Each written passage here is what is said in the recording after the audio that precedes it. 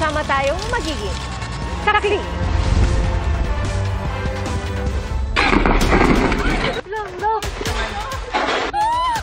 Lord, please send some help.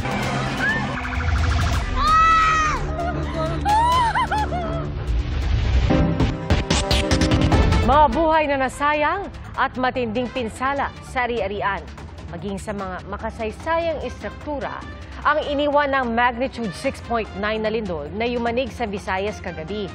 Ayon po sa PHIVOLCS, ito na ang pinakamalakas na lindol na tumama sa Northern Cebu. Saksi, si June Veneracion.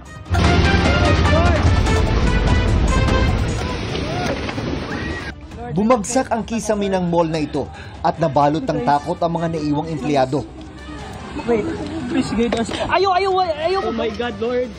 Habang niyayanig ng magnitude 6.9 na lindol ang probinsya ng Cebu kagabi. Habang nagkukubli, sa dasal sila kumapit. Lord, stop! Lord, please! Oh my God, Lord! Lord! Lord, please! Nang tumigil ang pagyanig, hindi na halos makita ang labasan sa dami ng mga debris na humambalang sa kanilang daan.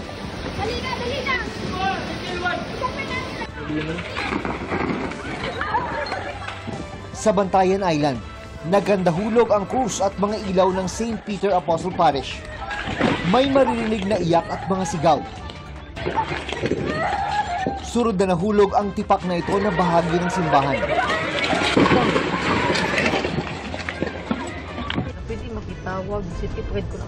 Binabagtas pa ng mga motorista ang First Mactan-Mandawi Bridge nang gumalaw ito na parang duyan. Naghintuan ang mga sasakyan. Sa lakas na lindol, napakapit ng mahigpit sa railing ang ilang rider at pedestrian.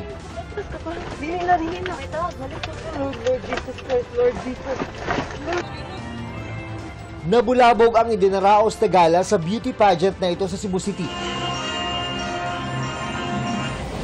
Kanya-kanyang tago sa ilalim ng mesa ang mga staff at mga manonood. Kasama sa mga naroon si Cebu Governor Pambari 4. It was really scary. All of a sudden, we just felt the building shake. Tapos may mga chandeliers na huhulog. Doon kami sa ilalim ng table, no? Nagtago kami doon. Nagsitakbuhan palabas ang mga nanunuluyan sa establishmentong ito. Sa pagmamadali, nakapantulog at nakayapak lang ang ilan habang dumaraan sa mga bubog at basag na tile sa hallway. Okay, go, sit. Sa Colon Street sa Cebu City, napasigaw ang mga tao sa kalsada nang mawala ang ilaw dahil sa lakas ng lindol.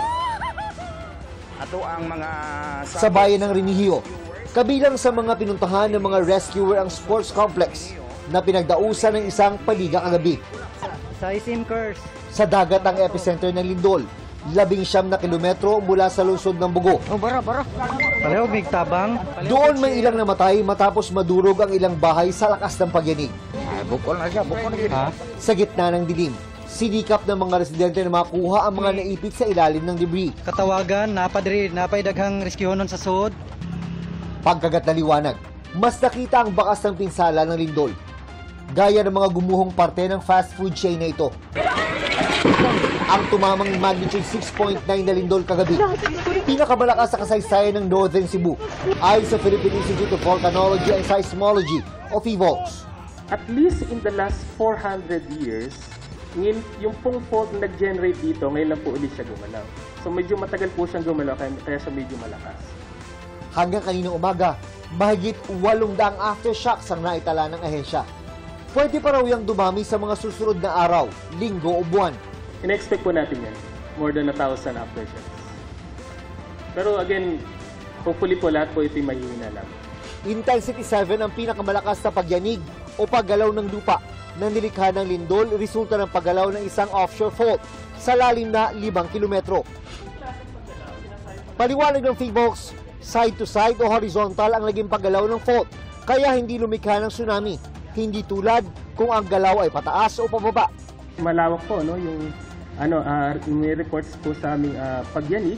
Umabot nga po sa Zamboanga sa south, intensity hanggang dun po sa bandang Quezon.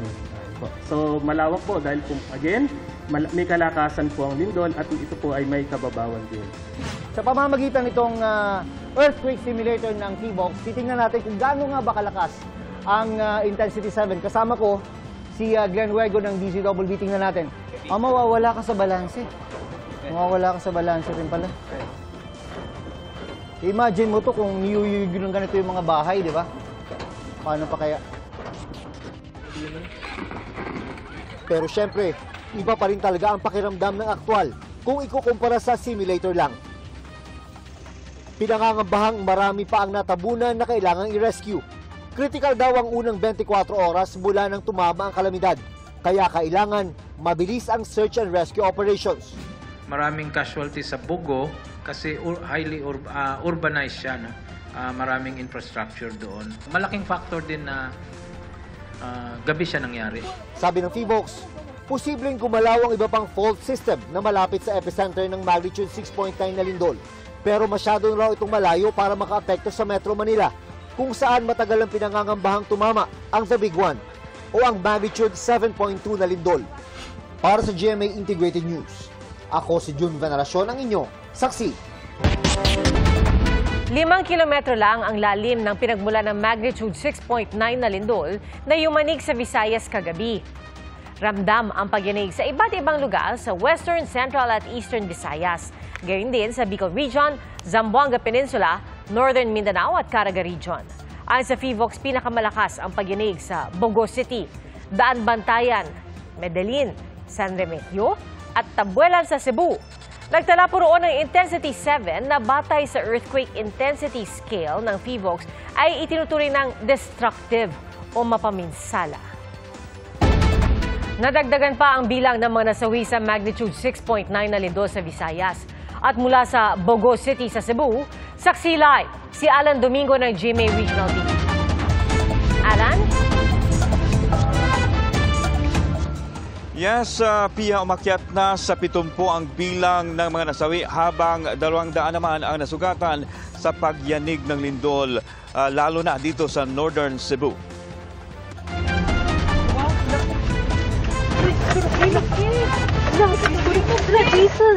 Ang mga sugatan sa magnitude 6.9 na lindol kagabi.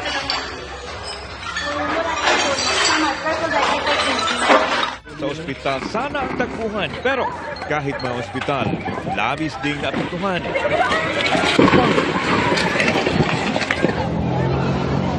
Kasagsagan ng lindol, isa-isang inilabas ang mga pasyente sa Cebu City Medical Center.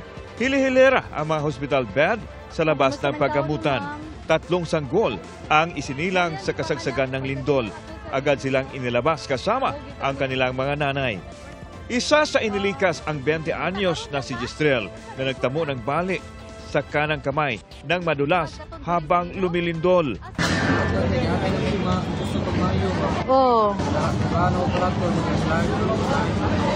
Naging problema rin ang biglang pag-ulan. Kanina, walang ulan, di ba? Opo. So, ang decision natin with the doctors na ilabas natin because we expect na mayroong aftershocks. Well, mayroon tayong mga tent pero hindi kasya. So, what we did, we decided with the doctors na dyan lang tayo sa first floor. Sunod-sunod naman ang dating ng mga bangkay sa Cebu Provincial Hospital sa Bogo City mula sa iba't ibang lugar sa lungsod at ibang bayan sa Northern Cebu. Nagpapang-abot na ang mga sasakyan ng mga punerarya at mga ambulansya. May mga sugatan din na itinatakbo rito o ililipat naman sa iba pang ospital sa Cebu. At dahil puno ang ospital, nasa tabi lang ng mga pasyente ang cadaver bags ng mga nasawi. Kanina, nasa open ground pa rin ng ospital ang mga pasyente dahil sa pangamba na magkaroon na naman ng malakas na pagyanig. Ang isang Dabawenyong nasa Cebu natakot nang maramdaman ang malakas na pagyanig habang nasa ikasyam na palapag ng tinitirhang condo unit. Nagapamlansya ko sa akong mga sanina. So, kalit lang dito siya, 9:59 to 10 o'clock. Ning uyog na ang building, kusog kaayo, ma-feel yun na ko ang tremor, ang swaying sa building. Hadlok yun kayo siya. Short to say nga traumatic ito siya na-experience. Ang Coast Guard District Southern Mindanao nagbukas ng donation drive para sa mga biktima ng lindol. Handa na sa deployment ang Davao City 911 user teams kasama ang medical teams at psychosocial workers. Inihahanda na rin ang ipamamahaging food items sa mga apektadong lugar. Pia, hanggang sa mga oras na ito, wala pa ring power supply ang iba gumagamit ng generator sets. Wala ding malinis na tubig dahil hindi gumagana ang kanilang water utility. Kaya panawagan ng ating mga kababayan dito na sana mayroong ready-to-eat na pagkain at malinis na tubig para kanilang mainom. Pia. Pina-inspeksyon ng DPWH ang lahat ng tulay sa Cebu. Kasunod po yan ng magnitude 6.9 na lindol kagabi. Sa Bogo City, pahirapan ang pagkuha sa mga bangkay na nabaon sa mga bahay na nabagsakan ng malalaking bato. At mula sa Katmon, Cebu, saksi live si Emil Sumangi. Emil? Pia, matindi ang mga aftershock at maya itong nararamdaman ng mga kapuso nating Cebuano. Ang ilan sa kanila sa takot na mapahamak, sa tabing kalsada muna nananatili kasama ang kanilang mga mahal sa buhay. Narito po ang aking report. Gumamit na ng mga heavy equipment ang mga otoridad para maalis ang malalaking tipak ng bato na dumagan sa ilang bahay sa Sitio Laray sa barangay Binabag sa Bogo City sa Cebu. Ito ang eksklusibong kuha mula sa DPWH Region 7 Equipment Management Division. Pakirapan ang pagpasok sa lugar at ang retrieval operations sa mga biktima. Yung bahay na una namin kanina ng patay, bali tipak na black bato talaga, malaking bato. Kung makikita nyo, kung papasok kayo yung sulog, malaking bato talagang pagka... Engineer, isang pamilya lang mo ito? Isang pamilya, sir. Ilan po yung nakita nyo inabutan ninyong wala ng buhay? Inabutan namin 3 patay. Tapos may ina, 2 anak ng lalaki. Yung ama, naunang na-retrieve, patay rin. Ang kaanak ng mga biktima na si Richard, sugatan din. Biglang lindol, ang malaking bato may tama sa ilang balay. Ang lungsod ng Bogo, ang epicenter at pinakanapuruhan ng 6.9 magnitude na lindol kagabi. Sinalubong kami ng mga residenteng nasa gilid ng kalsada sa Purok Talisay B. Isa na riyan si Arnie Casala na ikinuwento sa akin ang nangyari. Ito ho ang itsura ng tahanan ni Ma'am. Pagkatapos hong yanigin ng lindol kagabi. Kung ako ho ang tatanungin, pistulang binagsakan mo ng bomba. Lalapit po ako para makita ninyo. Ayan ho. Ito ho ang palikuran, ma'am. O ito ang kusina. Yan na ho ang natira sa kusina ni ma'am. Ito ho ang palikuran. So nakabiti na ho yung bahagi ng konkretong pader na yan at ito sadyang delikado na. Dahil patuloy ang mga aftershock, nasa triage area pa rin hanggang ngayon ang mga pasyente ng Cebu Provincial Hospital sa Bogo City. Ayon kay Public Works Secretary Vince Dizon, ngayong gabi darating sa Cebu ang isang team ng DPWH Manila para suriin ang structural integrity ng ospital. Nagtamo ng matinding pinsala ang operating room, emergency room at delivery room na iniutos ni Dizon na simulan ang pagsasaayos nito bukas. So habang ina-assess, papasok na rin yung mga mag-aayos ng hospital. That is a top priority for us to get the hospital up and running in the next few days. Pinapa-assess na rin ni Dizon ang lahat ng mga tulay sa buong lalawigan ng Cebu.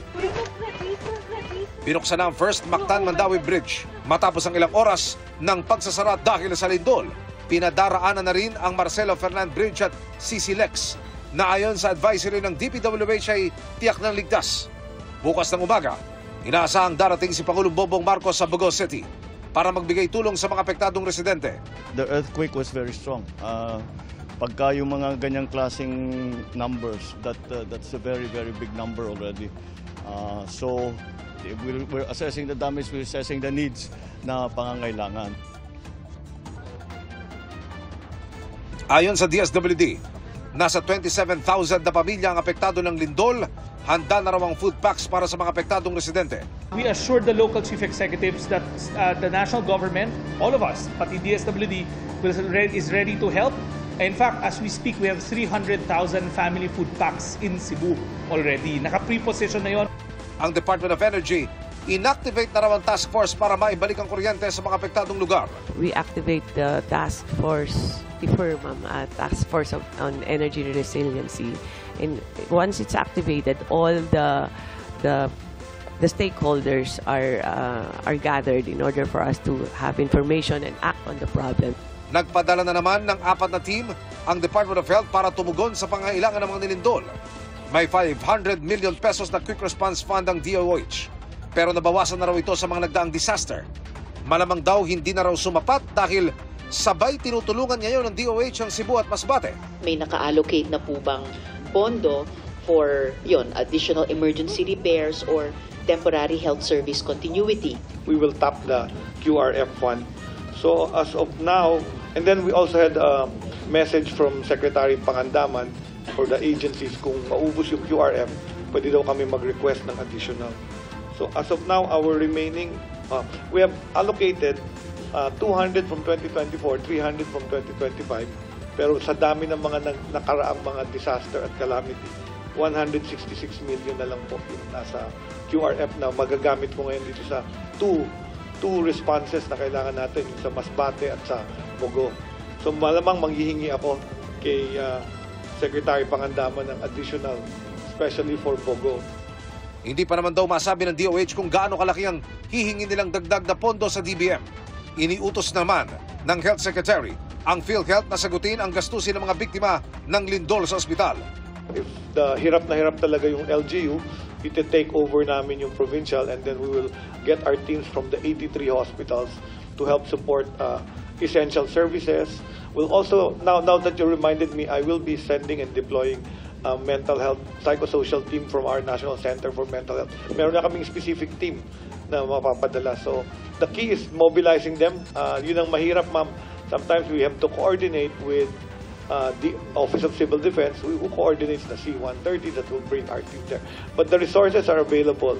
We also have a stockpile for health emergency. It's based in Pampanga, in Clark. So we have a stockpile of all the medicines needed for the common disasters. Bukod sa mga infrastruktura, apektado rin ng turismo. Mahigit 700 tourism worker na apektado at pinag-aaralan na kung paano sila tutulungan. Nagtamo rin ng pinsala ang 80 tourist establishment at mga hotel. Pinakamatindi sa mga heritage structure tulad ng mga simbahan. I have already given instructions to our attached agency, and their teams are currently being deployed to all parts of Cebu that have reported damages.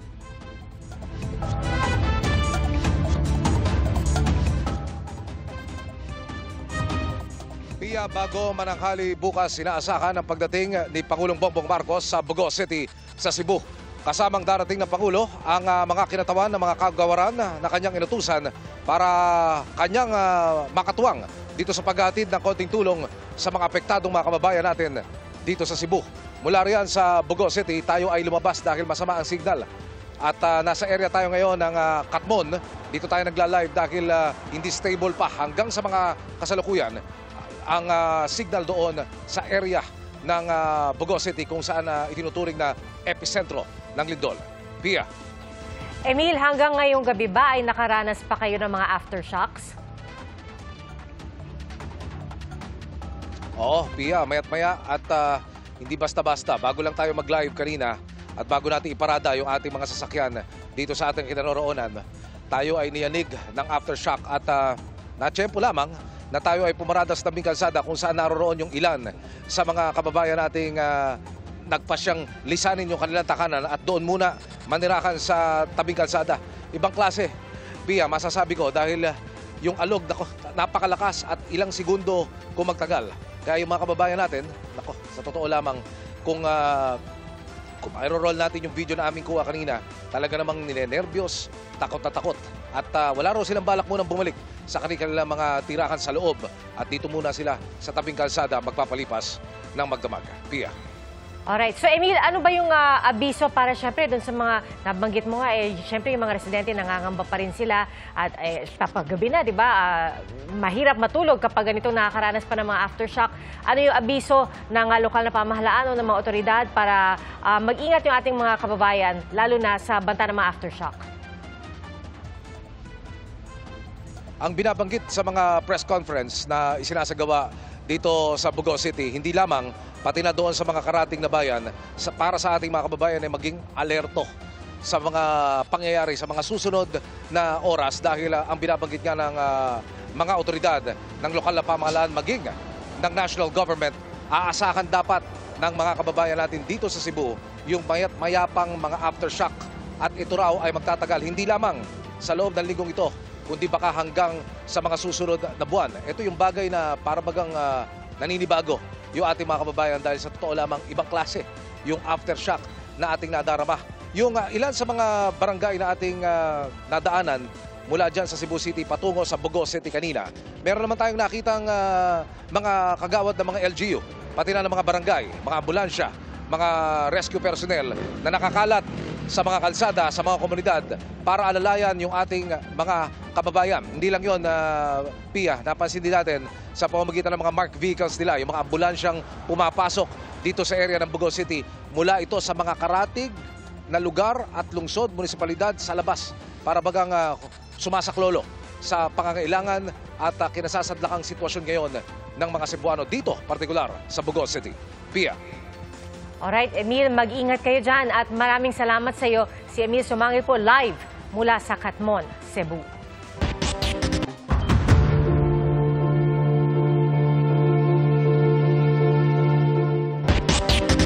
Kinupiska ng Bureau of Customs ang 13 luxury vehicle ng pamilya Diskaya. Ay sa BOC, kung hindi mapatunayan ng mga Diskaya na legal ang pagkakabili nila sa mga sasakyan, ipasusubasta ang mga ito. Saksi, si Maki Pulido.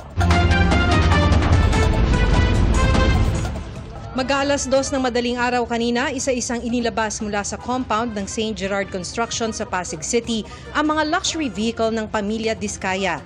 Dinala mga sasakyan sa tanggapan ng Bureau of Customs sa Maynila.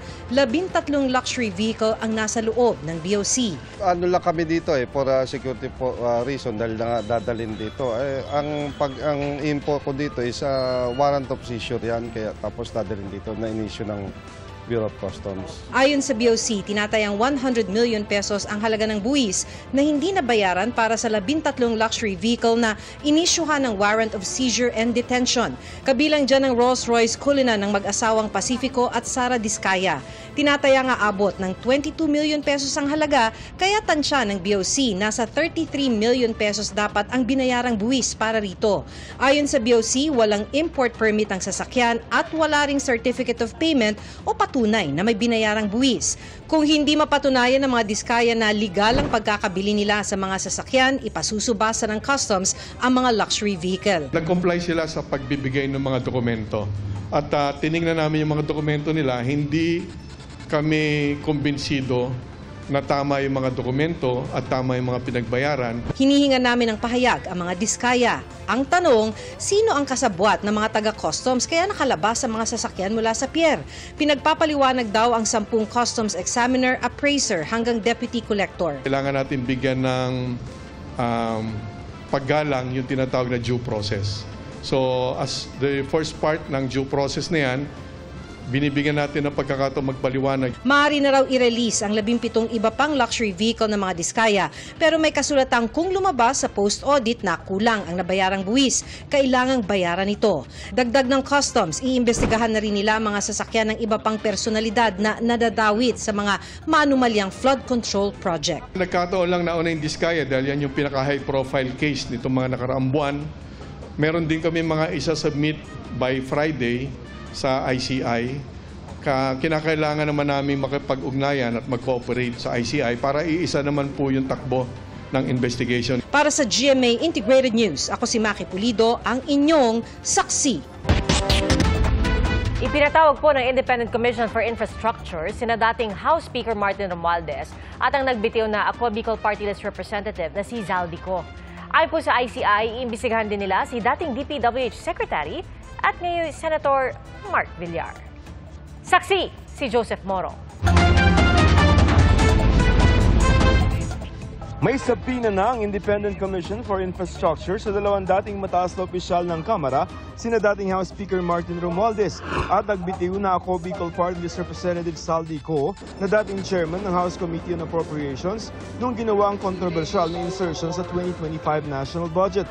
Closed door pa rin ang proceedings ngayong araw. Tinanong namin ang ICI tungkol sa mga panawagang buksan ito sa publiko. The Commission has not discussed that yet. But I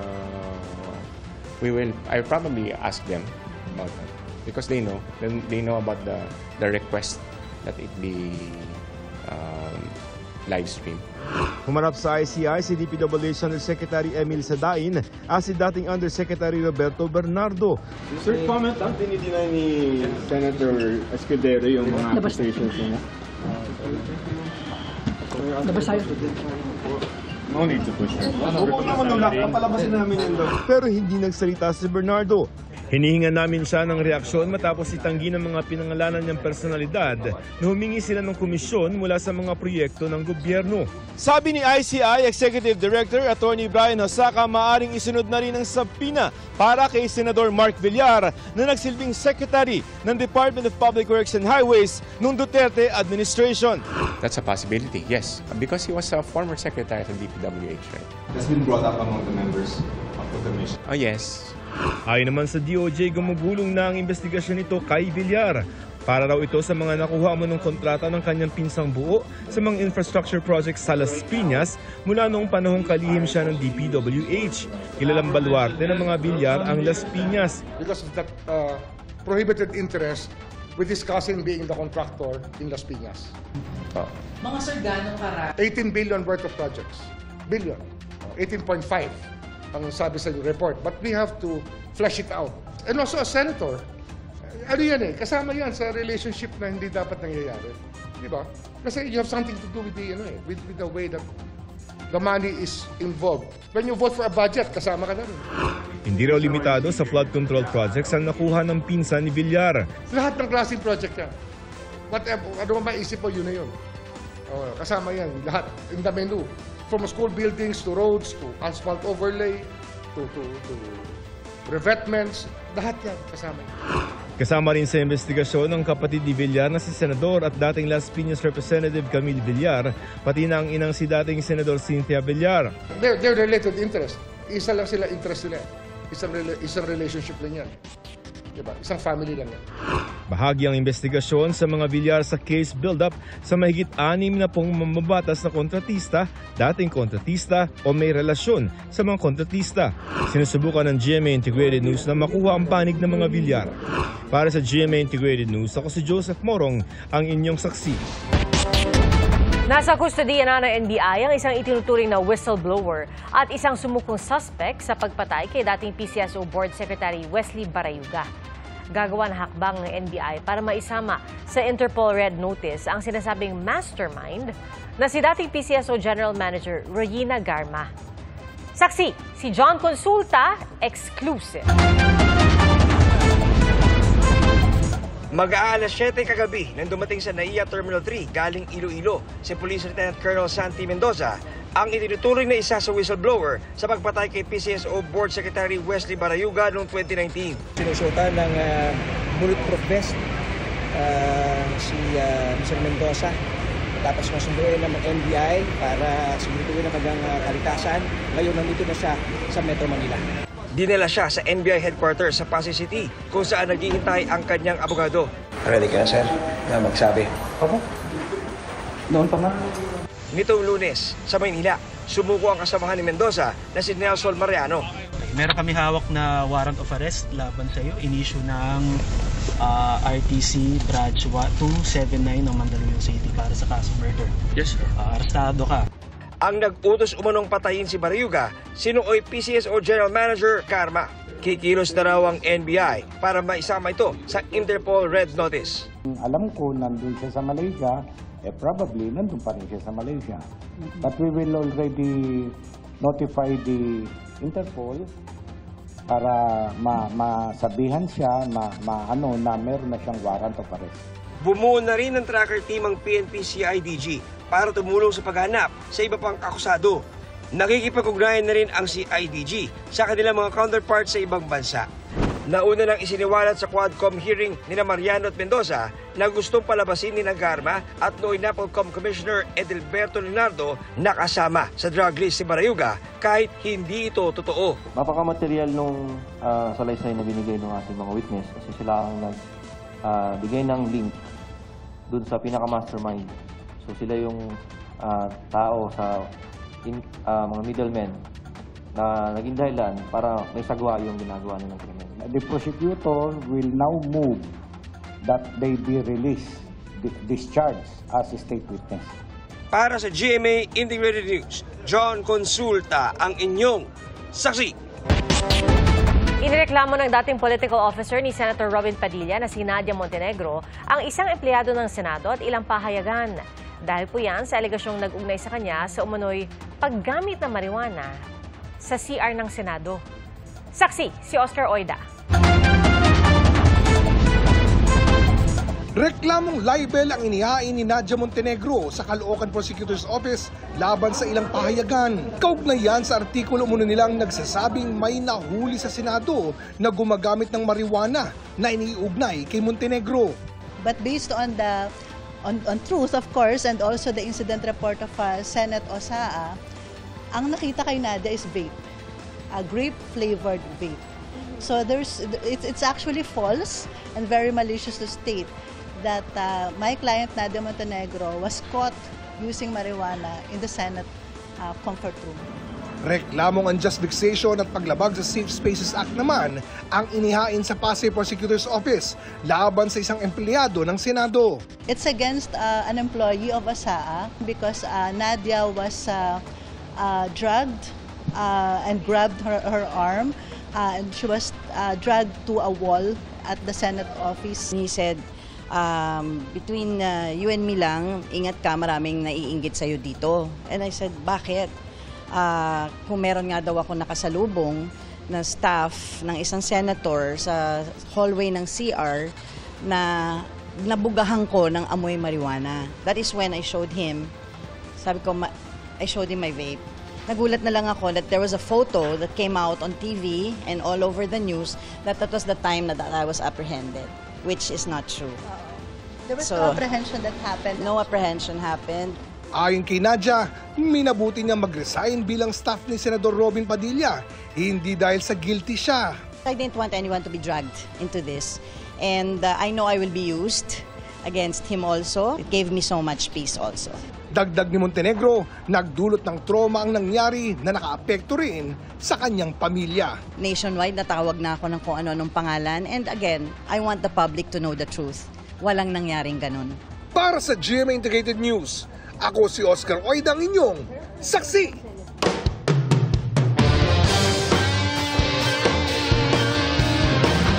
Opisyal nang binuksan ang bagong season ng NCAA at unang araw pa lang, mainit na agad ang laban sa men's basketball. Saksi, si Nico Juan.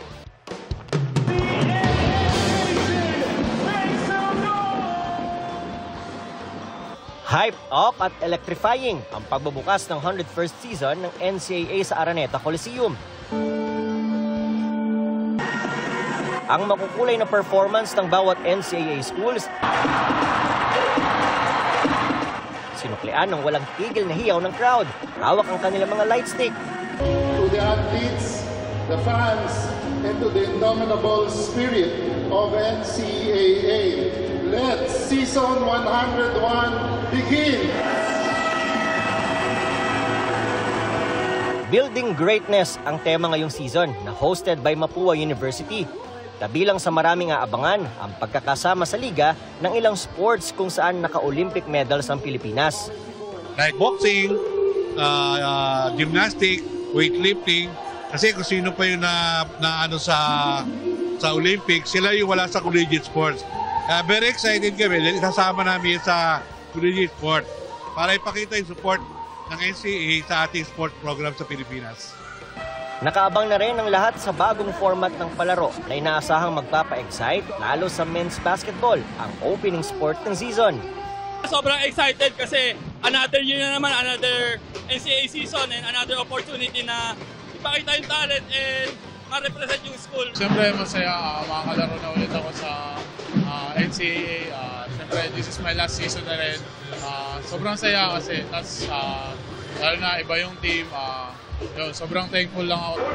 After ng opening ceremony, nagtapat sa first game of the season ang defending champion Mapua Cardinals at Lyceum Pirates, kung saan panalo ang Mapua matapos ang dalawang overtime 90-89. Second game naman, nagharap ang College of St. Benilde Blazers at ang San Beda Red Lions. Para sa GMA Integrated News, Nico Wahe, ang inyong saksi.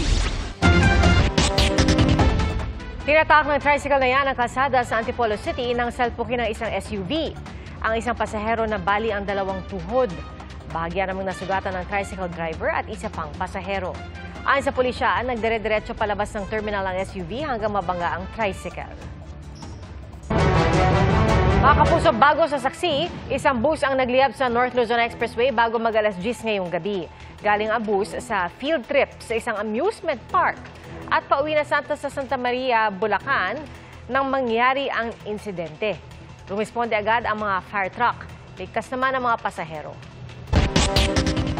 Nag-alay ng dasal at tulong ang ilang Kapuso Stars para sa mga naapektuhan ng magnitude 6.9 na lindol sa Cebu. Saksi si Orby Carampel.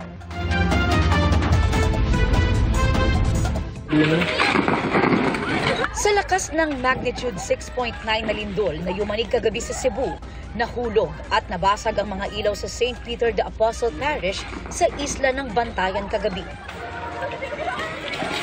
Bumagsak ang harapan ng simbahan na mahigit 400 years na ang tanda. Isa lang ang simbahan sa mga nasira sa probinsya na kinalakihan ni Shuvi Etrata, kaya panalangin niya para sa mga kababayan niya. Sa mga taga-Bugo diha, sa mga taga-Sanrem, padayon lang mo sa pag-ampo. Ayaw mo o give up sa mga nasalanta o sa mga naglisod karon. Akong pag-ampo na ninyo, unta mag-remain strong ra mo, ayaw mo give up. Na ami, magpadala mi og tabang para sa inyo ha, dilita. Together dilita mo suko, dita ayaw mo kabalakan na arami diri para ninyo.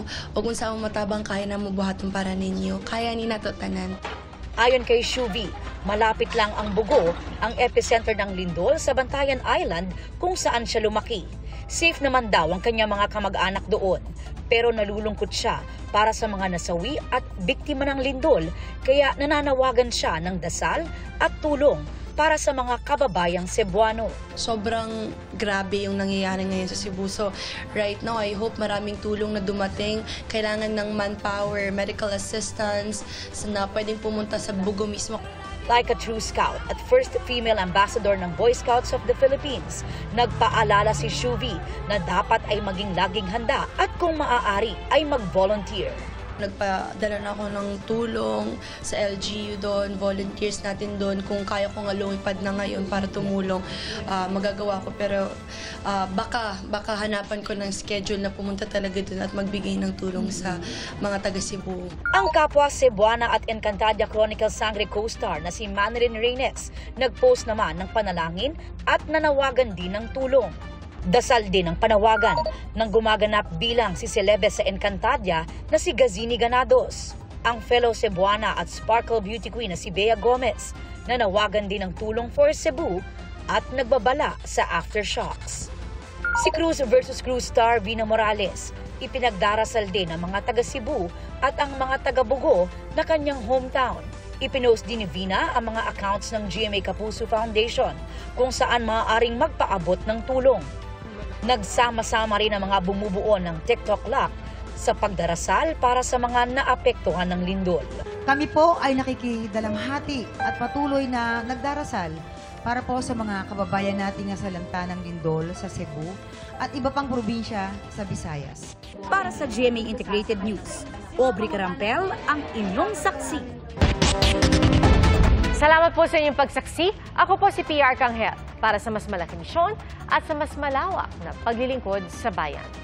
Mula sa GMA Integrated News, ang News Authority ng Filipino. Hanggang bukas, sama-sama po tayong magiging saksi! Mga kapuso, maging una sa saksi. Mag-subscribe sa GMA Integrated News sa YouTube para sa iba't ibang balita.